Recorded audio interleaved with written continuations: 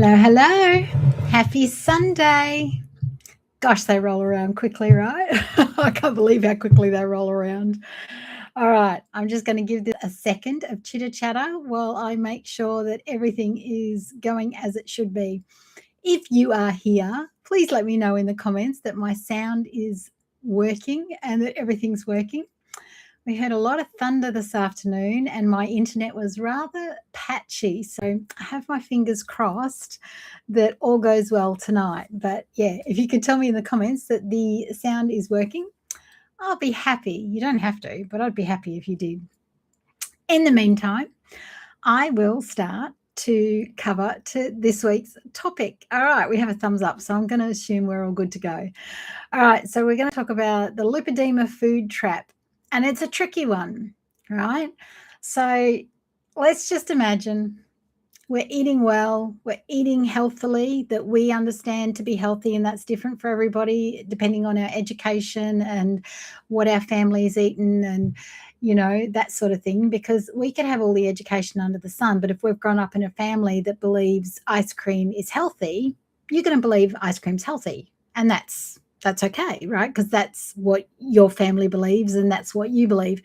So that's where a lot of diseases now are actually, they're not hereditary diseases, they're familial diseases is what they call them, because you grow up with the same belief systems around food and how you eat and what's healthy and what's not healthy. So, but let's imagine with lipedema that you are eating perfectly according to whatever, say keto is a really good, easy example to use in today's topic, right?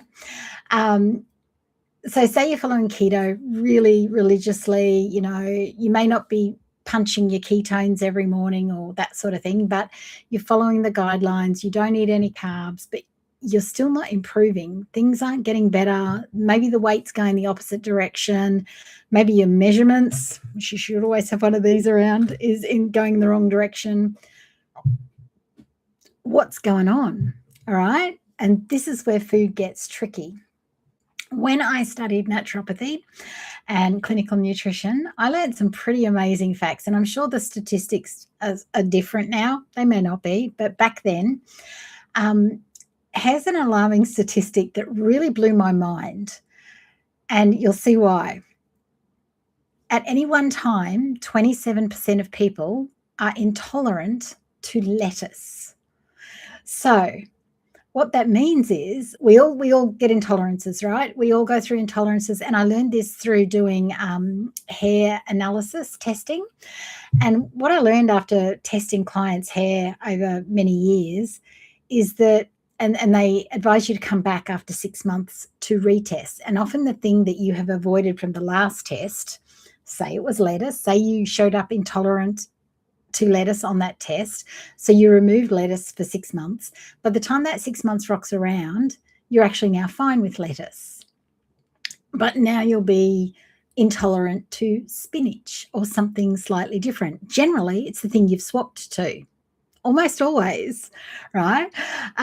Because our bodies actually aren't designed to have the same thing day in and day out when it comes to chemicals and plant foods. Now, I say that because it doesn't seem to happen as much with the animal foods, although there are definitely allergies and intolerances with animal foods.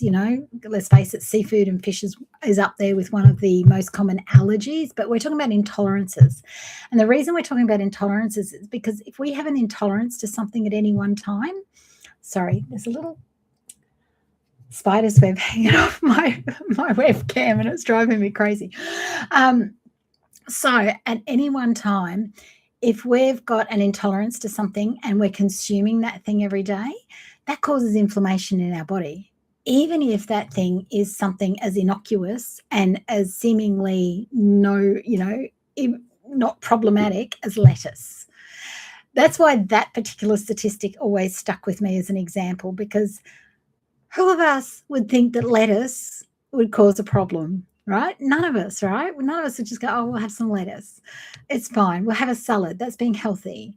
Nobody in their right mind would think to say to you, oh, if you're intolerant to that lettuce, you'll be causing inflammation in your body, right? So this is where we all struggle and we don't realize we're struggling, because what happens is we could do a test, we could run out. I think I used to charge, I haven't worked with the company for years, because after I worked out the pattern, I was like, we don't need to test every 6 months.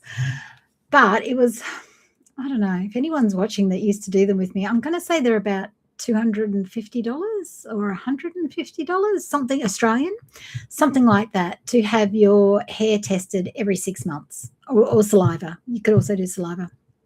And that would bring back a list of over 600 foods, the company that I worked with, of things that, change your dishwashing liquid. And it would give you options. It would say, no, because it would test your saliva or your hair or whatever against the things that it had on its database. So if, like, the very first test I ever sent off, I was using Earth Choice dishwashing liquid and washing machine liquid, and I used that range of things because it was sort of the least problematic. And I came back going, no, you can't use any of those. So I had to change each and every one of them. And the one that they suggested that I use was one full of chemicals, right? I didn't have a problem. My body didn't have a problem with that. So it was really strange. But after I did this 3-4 times, and after I had a lot of clients that did this 3 or 4 times, I realized what was going on. Anything that we use day in, day out, indefinitely, our body grows intolerant to and doesn't like it. It needs a break. Right? Okay. So once you understand that, that's when you go, right, you shouldn't be using the same dishwashing liquid every single time. You need to find 2 or 3 in the type that you like to use, whether it's organic or natural or earth friendly or whatever your thing is. You need to have a choice of 2 or 3 that you can change out. So, you might use Earth Choice for this small bottle, and then when that one runs out, you might choose an organic whatever brand and use that. And then as long as you keep changing things out, you don't become intolerant to it. When it comes to food, they say you shouldn't have, and I say they say, this is from my studies, right? So this is 4 years of college, naturopathy, clinical nutrition, Western herbal medicine. Okay, so they say that I learned then that you need to change out your food and not have the same thing once every 4 days. Generally, it was talking about plant foods, nuts and seeds, that kind of thing, because those things all have plant chemicals in them, right? And so it's the plant chemicals like the oxalates and the lectins and those sorts of things that cause problems in our body, and they build up, right, for want of a better way of saying it. So they say once every 4 years. So if you can devise a diet where you're not eating the same thing for 4 days, you might be onto something. You may be able to lower your inflammation and still enjoy the foods that maybe you shouldn't eat on an everyday basis and may cause you problems. So that would be tricky though, right? So you could do it, but to have, for example, say you have a cup of tea, say you have your cuppa, then today it would be an Earl Grey. Tomorrow it might be a peppermint tea. The next day it could be a black leaf tea. The next day would have to be an oolong tea, right? So because they're different plants. Some of those plants have similar chemical characteristics. Others do not. So that's the idea. Say you have a coffee every day. Well, then day 1 you should have cow's milk, but it would be A2 cow's milk, just so you know. I'll cover that again a bit later. Day 2 you might have, I don't know, oat milk, or day 3 might be coconut milk, or day 4 almond milk. And then you can start again. But you can see the problems there from a practicality and financial standpoint, is that you're taking a tiny bit of milk and you're only having a tiny bit of milk once every 4 days. So it gets a bit tricky, right? So that's where $250. Thank you. $250 for the hair samples. Yeah, it's been a really long time since I did them. That's a lot of money. I suppose once every 6 months, it's okay. And it was good to understand that pattern. and understand that our bodies aren't actually designed to have the same thing. And if you think about the groups of people that talk about rotating your food and eating seasonally, you might have tomatoes because they're in season over a couple of months, but then generally they're out of season and something else is in season. So your body doesn't get a chance to develop an intolerance to it because you've moved on to the next thing if you're doing true seasonal eating. But I don't even know if that even exists anymore, that you can do true seasonal eating anymore. I don't know. So yeah, but that's where our hidden triggers are, right? That's what keeps us inflamed. If we're following a fairly healthy diet, or say a keto, we'll keep with that example because it incorporates both meat, animal products, and fruits and veg, which is the main issue, I'm going to say. All right. Now, it came to mind when I was thinking about this is that Michaela Peterson is a great example of how to do an elimination diet and figure out what your hidden triggers are, because nobody can do that for you on a permanent basis. You can get your baseline of it, and I think once you've got your baseline of it, and then if you consistently rotate things, you will pick up really quickly if something bothers you, right? So if you don't have a tomato for 3 months and then you go, oh, you know what, I'm going to have a tomato sandwich, right? And you have that tomato sandwich. Well, first of all, you got to figure out, is it the gluten? Is it the bread? Or is it the tomato? Right? So there's a few things, but you could also, do it in other ways. But once you have a baseline of basic things, now Michaela Peterson, if you don't know her, she actually is I'm going to say the developer, the founder, the instigator, I don't know, the first person who started the lion diet. So everyone's heard of the carnivore diet mostly these days. So if you have not, it is a dietary protocol where you eat animal foods. So the carnivore diet as a whole is any animal food, right? As long as it's hasn't been processed. So, any kind of meat, chicken, fowl, eggs, dairy food. The only thing that's a bit tricky is the milk. You can have milk if it's full cream milk. You can't do low fat, all that sort of thing. And they recommend A2 milk, not A1, because it's got a better profile of fat or something like that. So that's carnivore, right? So Michaela Peterson had a laundry list. This is a young lady who grew up with so many different problems in her body that were inflammatory. So, I think juvenile arthritis was the first thing, and then it just grew. There was one thing upon the other. And she got to a point, I think, in her teens, don't quote me on the timeline here, but she got to a point in her teens that she was having handfuls of medication a day, and she was suicidal. And I think she even tried a few times to end her life. Anyway, because it was no fun for a teenager to have all these different diseases and to be on all these medications, she was struggling. Anyway, I'm not sure the timeline of when she stumbled onto the carnivore diet, because I know it's been around since before her timeline. She's still in her 20s, this young lady.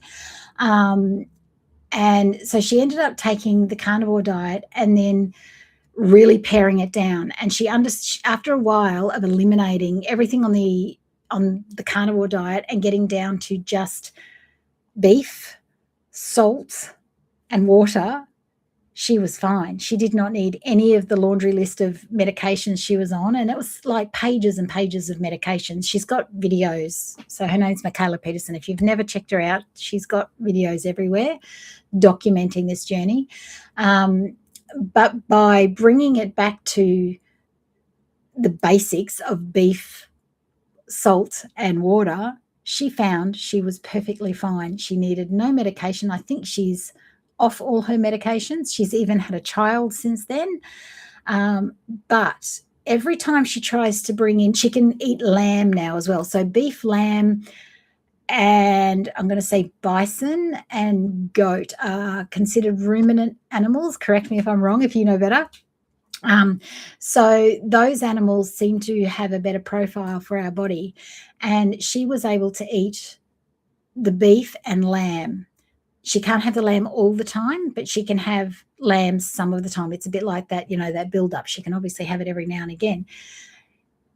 If she strays in any way, and she tries every now and again, she'll try adding in other animal foods or other, and like profiles like chicken or whatever, she always ends up going backwards with her health really swiftly.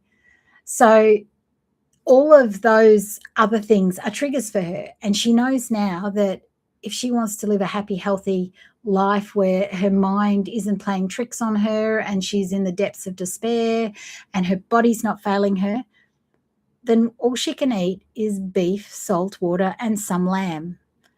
And some might say that's ridiculous, but she's living proof that we don't understand our bodies and why they need what they need and why they react to what they react to. Otherwise, they would have, figured her out by now, right? And nobody figured her out. She had to figure herself out because the doctors kind of went, no idea. And that's the same with us. We have to figure out our own triggers, and we have to figure out what's a baseline for us. So carnivore is actually a really good way of eliminating things to then bring them back in, like you would a baby. When you have a brand new baby and they're eating, you give them a little bit of whatever, avocado every day for 2 weeks and make sure nothing happens to them, and then you give them something else. It's the same with us. If we start on carnivore as a elimination diet over a couple of months, if we're feeling good, if the inflammation's down, there's no pain, we're not having days where we're like, what's going on? The bruising subsided, all of this sort of thing. If you're feeling really good, then that's when you go, right, what's the next food I'm going to bring back in? Let's bring in avocado or whatever it is that you missed in the vegetable world desperately, right? For me, I'd probably bring in pomelo because that's like my favorite thing ever now that I live in Asia. It's like it's the best fruit ever.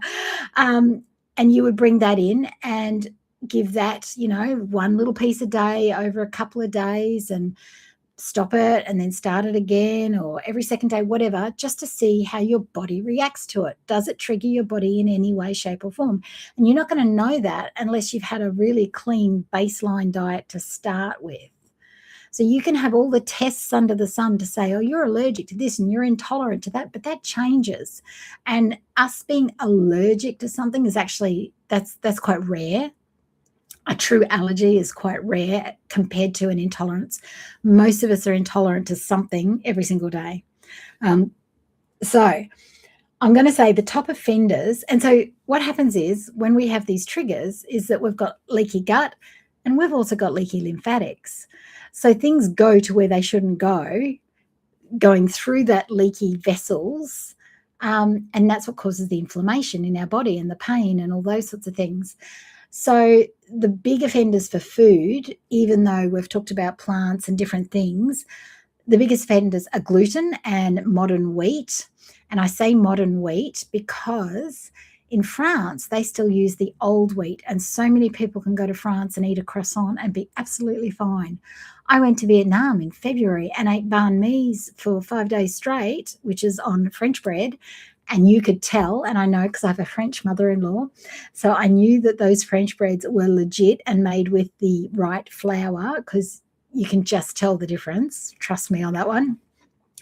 I lost 2 kilos in Vietnam. I don't know if you recall that video, but I'm just like, is it maybe? I don't know. So, but gluten and modern wheat are one of the biggest problems in people's bodies. A1 dairy milk, so A2 people seem to be able to cope with, but it's not always, not everybody. Where else on my list? The industrial seed oils, they creep in everywhere. Here in Asia, everything's cooked in them pretty much. So it creeps in really super quick. Sugar and fructose. So we're talking about healthy foods that you wouldn't recognize. So fructose is in all kinds of fruits and vegetables, right? So you might have a problem with fructose. Onions are very high in fructose. Papaya is very high in fructose because I did one on this not so long ago, and I was actually really surprised that most of the few fruits and veg that I was eating were high in fructose. So that's another one. And high histamine foods. So fermented foods, aged cheeses, leftovers, they all also are very common in intolerances for us. So, how many of us are being really, really prepared and organized by having our weeks of meals in the fridge ready to go? As the week goes by, they're getting more and more histamines building up in those, and we eat those, and that can cause vertigo and all kinds of problems in our body. So it's a tricky one, right? It's so tricky. But the goal is to feel good. So if the goal is to feel good, then you're going to have to adjust things, no matter how hard it is, no matter how inconvenient it is, to make yourself feel good, because nobody's going to do it for you, right? We talk about this all the time. So I'm sure, and Michaela Peterson, she's talked about on many videos that I've seen, where she literally takes, she will ring hotel rooms, because she does the talk circuits and all this sort of thing. She will take microwaves and things like this into hotel rooms so that she can heat up meat. That's it, because she knows that's all she can eat and stay well, right? So yes, it's problematic to have to do these sorts of things, but it's also a small price to pay for feeling good and for feeling like you can go out and walk to wherever you've got to walk to without pain in your legs, and not feeling like you just can't lift one leg in front of the other. So sadly, it is what it is, but it's up to us to figure out what those hidden triggers are. And this is where the trap is, right? So this is the food trap, is that we will be eating things that we think are perfectly healthy, because inherently they are. Inherently, for some people, there is nothing that's a problem. But for most of us, and especially if we've got chronic disease in any way that involves any kind of inflammation, it means our immune system's on high alert. So our intolerances are probably going to cause quicker responses and quicker problems for us than, say, somebody who doesn't have an immune system that's on high alert. So it's the truth of it, and it's something that we just have to deal with. So I think the biggest mistake we make is to stick our head in the sand and think, oh, look, there's nothing I can do about it. So it is what it is. Yes, there is something we can do about it to feel well every day. We may not be able to remove the lipedema fat without surgery, that kind of thing, but we can feel better. And there's nothing worse than just feeling every day like you're in the depths of despair and that nothing's going right in your life and that there's nothing's going to get any better. And that happens really easily when your immune system and things are out of control and inflammation's going on in your body. It's really super easy to feel like that. So if you feel like that from day to day, don't think that it's just you, okay? Look to your food, look to what you're eating, and try removing, for a start, the one thing, and this is what I've said to many clients over the years, and it's hilarious. It's hilarious for me, not so much for you, but what's the one food, if I said to you, you have to give up this food, even if it's healthy, you have to give up this food. What is that one food for you that you would have heart palpitations over and that you would justify 7 ways from Sunday why you should have it? Here's an example. And since my mama is watching, Mum was always declaring that nuts and seeds in her breakfast muesli were good for her, right? Then one year she came to Bali with us. We had a big family holiday, and I was eating the Asian breakfast at the breakfast buffet, because in Bali they always have the Asian sections and they have the Western section. And I love Asian food, so I would happily eat the Asian food. So that particular week, my mum had the Asian food, and by the end of the week, the pains in her hands, the arthritis in her hands, was no longer bothering her. But yet, up until that point, she would have said to you, no, nuts and seeds, my oats, no, it's really good for me. She defended it to me so many times. And you know what? Nuts and seeds is one of the most one of the foods that clients absolutely declare, no, it's fine. I only have this many, or I only have it once a day in the afternoon with this. Like, there's always this justification around nuts and seeds, which always tells me, that's got a hold of you, right? So anything that's got a hold of you like that in the way of food, no matter whether it seems healthy or not, look at that food. Look to remove that food for a little while and see how you go, right? That's the really bottom line of it. Whatever food you every single day, like for me right now with the way I eat pomelo, it would be pomelo because I'm like, God, I haven't got any pomelo in the fridge. I need to go get some more. So to me, that's like, is that a bit of an addiction now, or is there something in it I need? So that's how we justify it. We're like, no, it's the vitamin C in it. I really need the vitamin C. I really need the fiber, or I really need whatever else it is. That's what we do. But if you're not, if your health is not improving, if you're not reducing your inflammation, then that's when I would see the difference between it being an addiction and your body actually craving what's in it for a health reason, right? So if I'm eating pomelo every day, but I still feel great, my everything's stable, my measurements are staying the same, all of that kind of thing, then I'm going to say, no, there's something in pomelo that I need. Go for it. But if I'm eating pomelo every day and I'm putting on weight and my measurements are increasing and the pain's increasing in my legs and my bruising's gotten worse and I feel lethargic and all that kind of thing, then I'm going to say pomelo's got a hold of me and it's an addiction, right? So that's the difference between the two, just so you know. All right. Okay, so that's all I wanted to talk about today. And I'd love for you to tell me if you know foods that trigger you already, and do you avoid them completely, or do you every now and again partake in them? I'd love for you to share that with me. And too many macadamias, which you loved. Absolutely. I was going to say macadamias is actually, if you're going to have any nuts and seeds, macadamia is the better one, simply because it's higher in omega-3s than 6s. It's got a higher omega-3 to omega-6 ratio, which makes it anti-inflammatory, because the too many omega-6s is what makes it anti-inflammatory and can cause problems. So I went through a stage of eating raw, which my whole family did, and I used macadamia nuts instead of cashews for all the raw desserty things and that sort of thing. But I never lost weight. I didn't really understand lipedema at that point when I was raw. And so I would have been eating a ton of nuts and seeds, because the raw food diet is just based on nuts and seeds pretty much. Almost like keto can be based on cheese if you're not watching out for it, all the chaffles and let's just put cheese on everything. That can be a trigger food for inflammation, even though it's considered keto. Quite easily it could be a trigger food for you. So that could be something that you might need to try giving up, is the cheese. And they say vegans, the last food that they give up when they fully convert to vegan is cheese, because cheese has opioids in it. It's got some kind of, anyway, an addictive substance in it that makes you want to keep eating more, right? So yeah, interesting. All right, that's it for me for this week, and I hope you've had a good week.